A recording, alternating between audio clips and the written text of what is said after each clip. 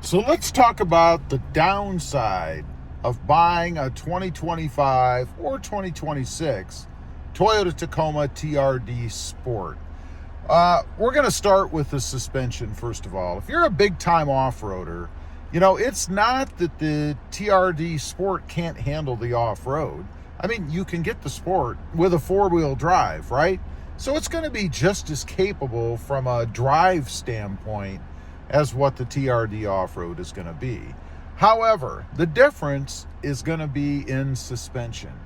I've had the TRD Off-Road, I've had two TRD Sports, and I can confidently say that the TRD Off-Road is more designed for off-road use in such that the suspension is squishier, it's softer, and it's designed that way intentionally to take the bumps and ruts and things that you're going to experience off-road.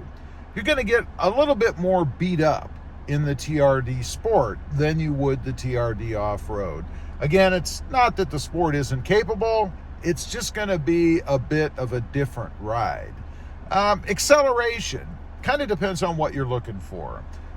I know there's a lot of folks out there who'll say, well, it's a truck, it's not a race car, it's not supposed to be fast. And I say, why the hell not? Why can't I have both? The Sport is a little bit quicker. It's quicker off the line. It feels more powerful, strangely, to me. Like it's just got more oomph to it. I think it's the way that Toyota has it set up, the tune that it comes with, not aftermarket, the way that it's set up from the factory. The TRD Off-Road is just a little bit slower, I guess, if that makes any sense. Because the Sport, it is a Sport, right, is supposed to be quicker off the line, better handling on the road. And I think that's true with the Sport. It does seem to be firmer on the road when it comes to handling. In the steering, it just feels better to me as an on-the-road vehicle. Which, let's face it, most of us are not constantly driving off-road. I would say that a majority of driving that even the heavier off-roaders do is still going to be on-road. I mean, you've got to get to those trails, right? Most of the time, that's going to be on pavement. Now, the biggest thing, the elephant in the room, I guess, is the appearance. Of course, the TRD Off-Road has the flat hood. It does not have the hood scoop.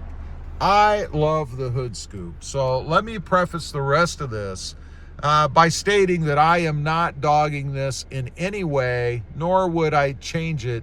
Well, not much. There's one thing I might change about it, and we'll get to that in just a minute. Now, having the hood scoop, what's the downside, I guess? Well, first of all, you can see if you look back here, it's going to block your view a little bit, right? You're not going to be able to see quite as well over the front of the hood. I had somebody comment in the Facebook group the other day that they had a problem seeing over the hood on the passenger side front because of the hood scoop blocking their view. They said that kind of hindered them in parking a little bit because they couldn't have as clear, I guess, of a vantage point as they could in the TRD Off-Road. I would say that's probably true. I mean, anything you put, or any time rather, you put anything in your line of sight, it's gonna block some of your view. Is it horrible? No. Is it noticeable? Absolutely.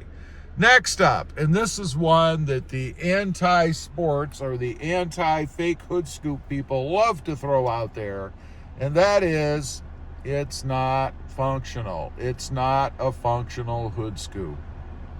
This is the one thing that I would change. I mean, if you're going to put a hood scoop on a vehicle, why in the hell is it not functional? I mean, anything you can do to keep the engine cool, I guess, or feed more air, particularly if you're running a Turbo 4 like we are in the Tacoma, the new Tacoma, you should have a functional hood scoop, right? This does not have that. It's merely for appearance, and that's it. Next up is the hood flutter that's caused by having that scoop. What it does in my opinion, in having this kind of valley in there, if you will, and the extra wind grabbing material or metal or aluminum or whatever it is on top actually grabs the wind and causes a bit of a hood flutter. You can see this kind of do something like that. There's my illustration for you. As you're driving down the road. Now, does that cause a functional problem? Well, the answer is no. It doesn't cause a functional problem. I might argue that over time, it could add more wear to the contact points of the hood, like the hinges, like the latch. I mean, anytime you have anything moving around over time up against itself, metal on metal, if you will, you could get some wear. You might even have some paint loss on the areas where the hood is painted, that it's touching other metal parts. Is that a big problem? It's not a big problem for me. I don't really see any big issue with it, but it is annoying. When you're driving down the road or going through a car wash, which I just did today, in the wind that they use to dry the vehicle off, you really can see that hood start to bounce around, right? For me, it's to the point where I hope that I've latched the hood, because it almost seems to me like that hood could pop open. And the last thing you want to have happen when you're in a car wash with high wind blowing on your vehicle is have that hood pop open.